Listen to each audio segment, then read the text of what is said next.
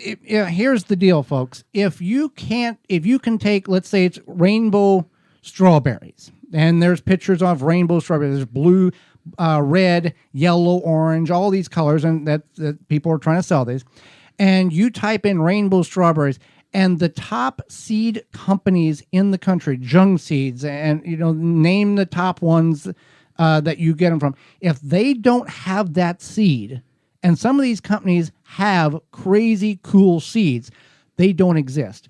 Watermelon that is green on the inside, watermelon that's purple on the inside, they don't exist. What the theory was a couple of years ago was that these are fly-by-night companies, most likely not in the U.S. I saw one the other day, Black Roses, rare seeds. Get them now.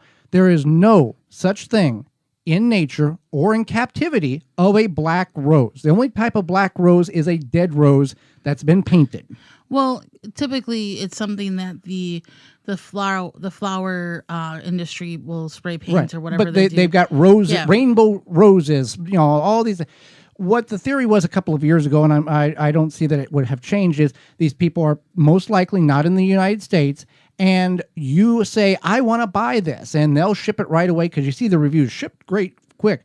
They've gotten your information, and some people believe that is part of identity theft. Is they'll get your information and your credit card. It's just a quick scam. Oh yeah, and they just want to make some money. People get these seeds analyzed, and they're rocks, they're sand, they're not really seeds. So beads. Get it from a reputable seed company, your garden center, Jung Seeds, somebody that actually has a call center or a customer service line. And it's not somebody that's in a garage that won't exist tomorrow afternoon. Another thing we had noticed is that when you click on the reviews, it doesn't go anywhere. Correct. So it's like, here's this seed has 5 stars or 4.5 stars, and then you click on the little review link and it doesn't go anywhere. So you can just be smart about what you're